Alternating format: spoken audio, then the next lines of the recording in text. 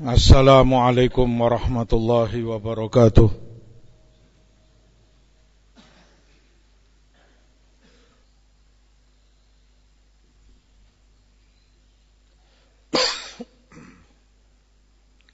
Alhamdulillah hamdan kama yanbaghi li jalali wajhihi wa li 'azimi sultanihi. Wassalatu wassalam ala rasulillahi wa ala alihi wa sahbihi wa sallama tasliman katsira. Amma ba'd. Ibadallah, hadirin jamaah salat Jumat rahimani wa rahimakumullah. Telah sering kita mendengar tentang keutamaan ilmu dan kemuliaan orang-orang yang berilmu. Banyak dalil yang menyebutkan hal itu di dalam Quran maupun sunnah Rasul sallallahu alaihi wasallam.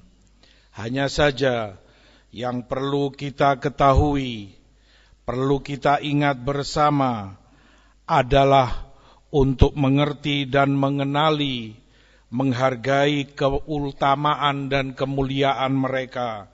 Di Tirmidzi dan Musnad Ahmad dari hadis Anas ibnu Malik radhiyallahu taala anhu, beliau meriwayatkan ketika suatu hari seorang yang telah tua datang ke Rasulullah sallallahu alaihi wasallam.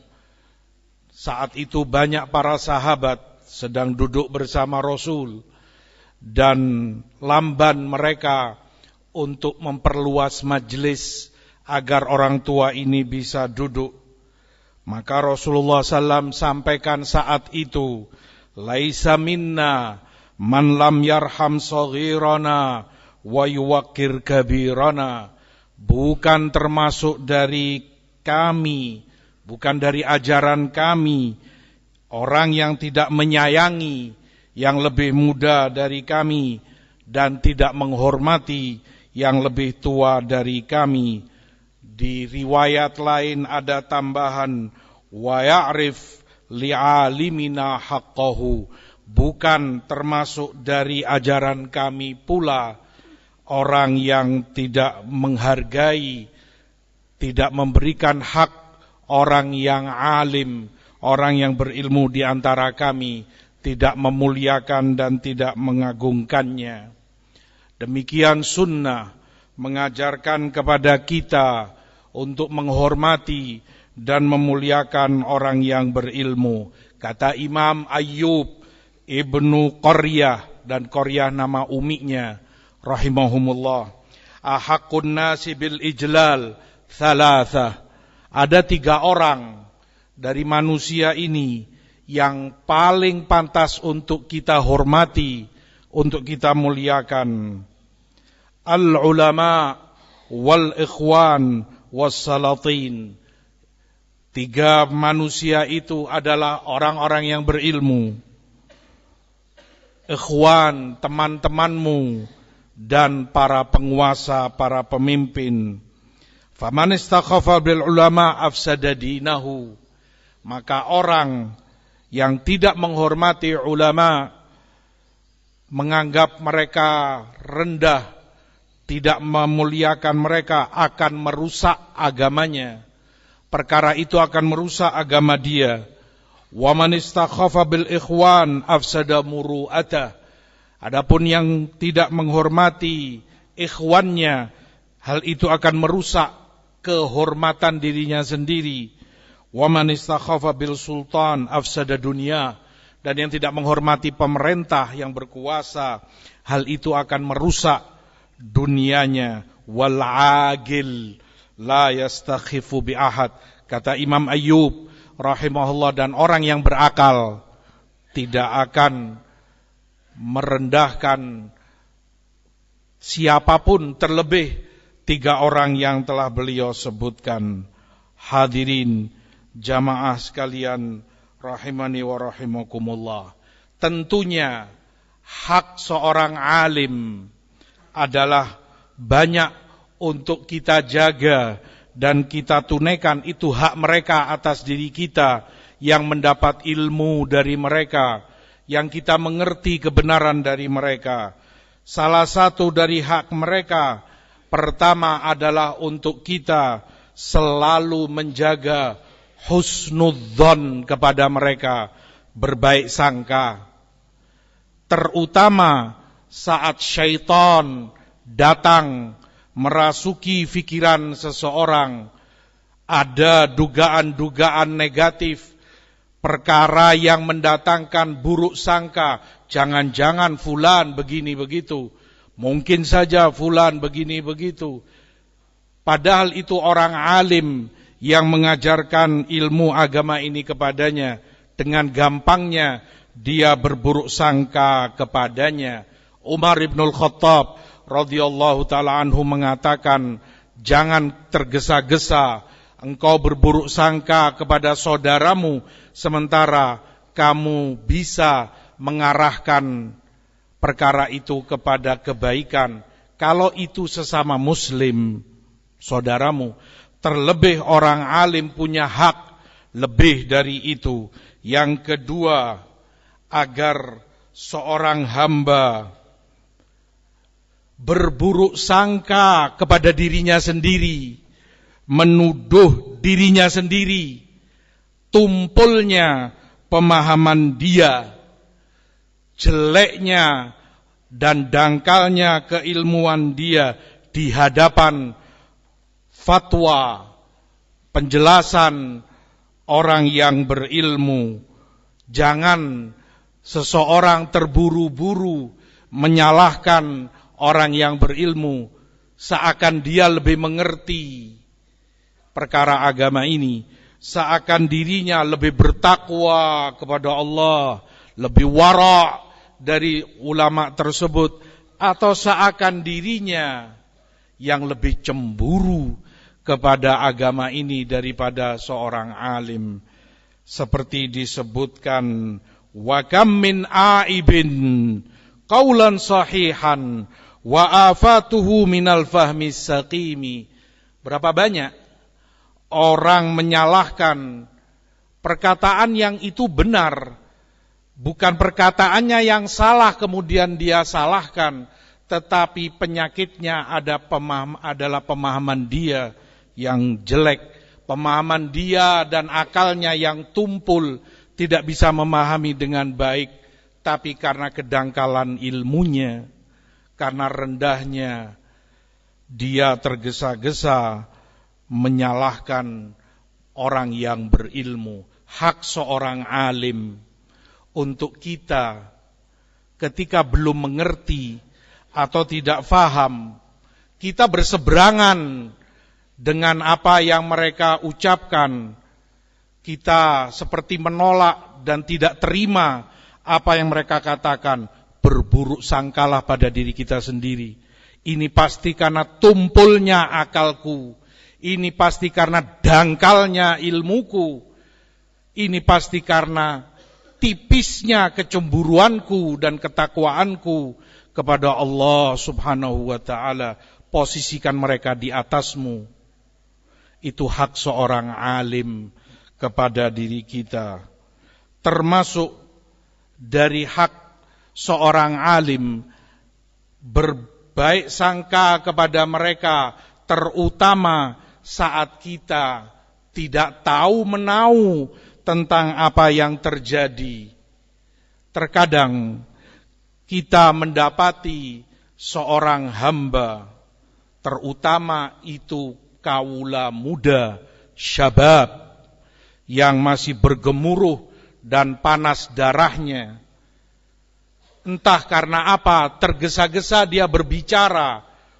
Kenapa ini demikian, kenapa ini begitu, kenapa diperlakukan gini, kenapa ini begitu. Miskin, dia tidur selama ini, dia terlelap dalam tidurnya nyenyak, tidak tahu apa yang berjalan, apa yang terjadi di dalam dakwah, dalam perkara ilmu, dalam perkara agama. Dia tidak tahu menau dan tidak mengerti backgroundnya seperti apa, kronologinya bagaimana, sejarahnya seperti apa. Naim, Sepanjang hidupnya dia tertidur, tiba-tiba dia bangun mengingkari dan mengingkari segala sesuatu. Kenapa ini begini? Kenapa fulan demikian? Seakan dia menjadi seperti pahlawan kesiangan. Aina anta? Kemana kamu? Sejarahnya panjang, kronologinya begitu panjang. Adab orang yang berilmu hendaknya kamu tanya, ada apa ini, kenapa demikian? Bukan kamu tergesa-gesa mengingkari, bukan kamu sok seakan lebih mengerti dan lebih cemburu kepada agama ini. Hak seorang alim yang patut kita hormati. Hadirin jamaah sekalian, rahimani wa rahimakumullah. Dalam riwayat Abu Wa'il, ketika Abdullah ibn Mas'ud radhiyallahu ta'ala anhu wa ardhah menasehati seseorang yang dilihat oleh Ibnu Mas'ud, dia isbal, pakaiannya menutupi mata kakinya, maka nasihat Ibnu Mas'ud kepadanya, irfa izarak, ya fulan, angkat celanamu itu di atas mata kakimu, karena ma'ruf larangan dan celaan isbal. Maka orang ini mengatakan, wa anta ya Ibnu Mas'ud farfa izarak, kamu juga Ibnu Mas'ud, angkat juga itu pakaianmu, karena memang Ibnu Mas'ud juga agak panjang pakaiannya.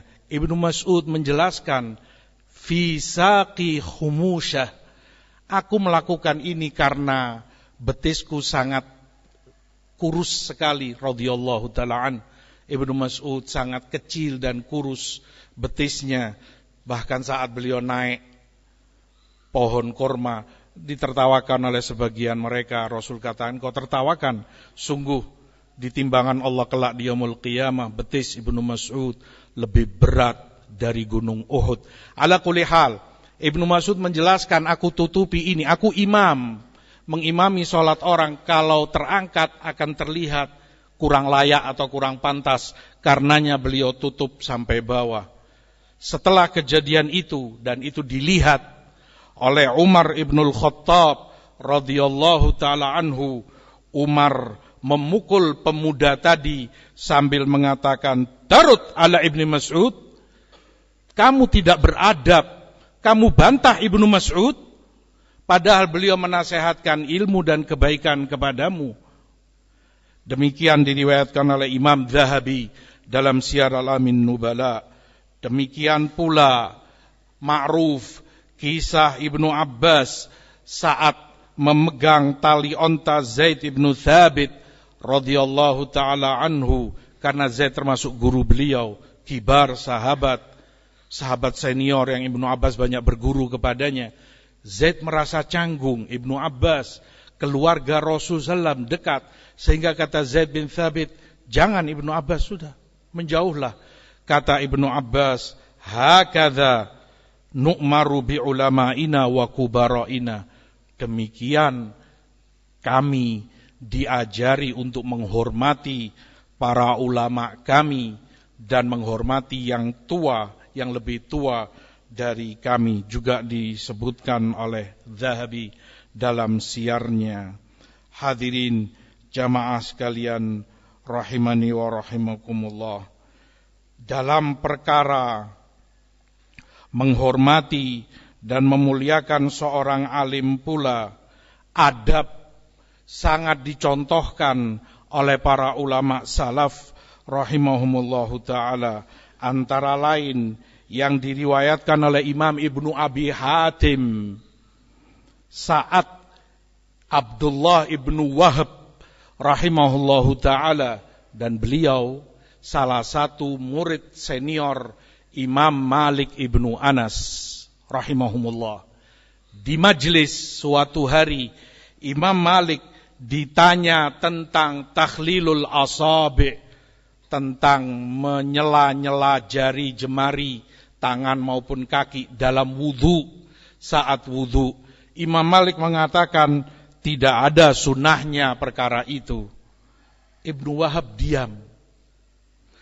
Kata Ibnu Wahab, intadhartu hatta yakhiffal majlis syuful adab. Kamu pelajari adab ini bagaimana salaf a'immah. Kata Ibnu Wahab, aku menunggu sampai majelis itu sepi. Gak langsung beliau berbicara. Ditunggu orang pada keluar, sudah pada pulang. Sepi majelis, aku dekati Imam Malik dan aku sampaikan kepadanya, aku memiliki hadis. Lalu beliau bawakan dengan sanadnya kepada Uqbah ibnu Amir bahwa Rasulullah SAW sebutkan, idza tawadda'ta khallil asabi'a rijlaik. Jika engkau wudu, masukkan air itu di celah-celah jari kakimu. Maka setelah itu, kata Ibnu Wahab, jika Imam Malik ditanya tentang menyela-nyela air di sela-sela jari, beliau sebutkan sunnah itu. Asyahid, adab Ibnu Wahab kepada alim dan gurunya. Tidak serta-merta di waktu itu juga beliau ingkari. Menunggu sampai orang pada sepi, menjaga kemuliaan Imam Malik, menjaga kehormatan Imam Malik. Tidak di hadapan orang perkara itu disebutkan. Rahmatullah alaihim ajma'in. Termasuk dari toladan kita, perkara yang layak dicatat dalam sejarah dengan tinta emas, apa yang disebutkan oleh Hafidz Ibnu Hajar rahimahullahu ta'ala, disebutkan oleh Imam As-Sakhawi rahimahullahu ta'ala. Saat beliau mendapati gurunya Imam Al-Haythami rahimahullahu ta'ala, dan Haythami spesialis dalam masalah zawaid, hadis-hadis tambahan di kitab-kitab lain yang tidak ada di Bukhari Muslim atau Kutubus Sittah atau yang semisalnya. Spesialis tentang itu adalah Imam Haythami. Kata Hafidz Ibnu Hajar, dan Hafidz kita tahu telitinya, detailnya, dan ittila' mutola'ah beliau begitu luas. Aku dapati dari karya Al-Haythami beberapa kesalahan, dan itu aku kumpulkan. Dan tidak masalah, itu adab, perkara ilmiah, membantah, membicarakan secara ilmiah. Aku kumpulkan kesalahan-kesalahan Haythami untuk dikatakan bahwa ini enggak layak masuk dalam zawaid karena ada di dalam kitab itu, atau yang terlewat oleh beliau semestinya itu masuk di dalam zawaid. Ala kulli hal, bocor, terdengar informasi itu kepada Imam Al-Haythami. Kata Hafidz Ibnu Hajar, beliau tidak senang diri, manusia. Beliau tersinggung, bagaimana mungkin muridnya mengkritik beliau, muridnya membantah beliau. Dalam hal ini, kata Hafidz, tentu kebenaran lebih diutamakan, dan memang benar demikian. Keberatan Al-Haythami dalam hal itu tidak pada tempatnya. Namun, kata Hafidz, yang semula hubunganku baik dengan beliau jadi retak. Hubunganku semula mesra dan hangat dengan guruku Haythami jadi renggang karena beliau mendengar bantahanku ini, kritikanku ini. Demi menjaga hubungan baik, aku tidak ingin merusak hubunganku dengan beliau, maka aku buang, aku tutup kitab itu, sehingga tidak ada dalam sejarah kritikan Hafidz terhadap Haythami. Padahal itu ilmu kita butuhkan, tapi demi menjaga hubungannya dengan gurunya. Tidak hanya itu, Ibnu Hajar katakan, dan sungguh walaupun keberatan beliau bukan pada tempatnya, namun kesolehan beliau, ketakwaan beliau kepada Allah jauh lebih besar dari keberatan beliau itu. Tetap beliau kasih udzur sang guru, tetap beliau beri udzur gurunya, walaupun itu bukan pada tempatnya. Biasa para imam berbantahan satu dengan yang lain, ilmiah secara ilmu dan dengan adab. Tapi sekali lagi, beliau tidak ingin perkara itu meretakkan hubungan beliau dengan syekh beliau rahmatullahi alaihim ajmain. Demikian pula yang disebutkan tentang Imam Ibrahim Al-Harbi rahimahullahu ta'ala. Suatu ketika beliau mendengar bahwa beberapa orang mengatakan bahwa beliau lebih afdol atau sama dengan Imam Ahmad ibnu Hanbal rahimahullahu ta'ala. Imam Ahmad ibnu Hanbal salah satu guru besar beliau.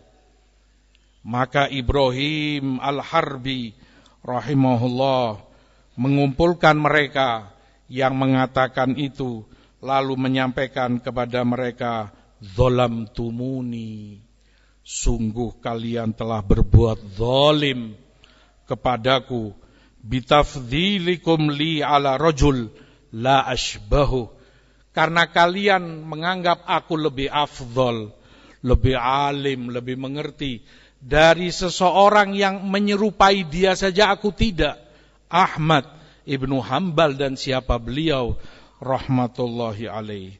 Fa uqsimu billah la asma'ukum syai'an minal ilmi abadan." Maka aku bersumpah dengan nama Allah, dari semenjak hari ini kalian jangan datang lagi kepadaku, aku tidak akan sampaikan hadis kepada kalian. Tidak terima, bukan karena dihina, tidak terima karena beliau dianggap lebih afdol dan lebih alim dari gurunya Ahmad ibnu Hanbal. Seperti itulah akhlak dan adab salaf a'immah tauladan kita. Karenanya ilmu mereka barokah, karenanya amalan mereka barokah, karenanya mereka menjadi umat yang terbaik dibanding generasi-generasi berikutnya. Aqulu ma tasma'un wastaghfirullah innahu huwal ghafurur rahim.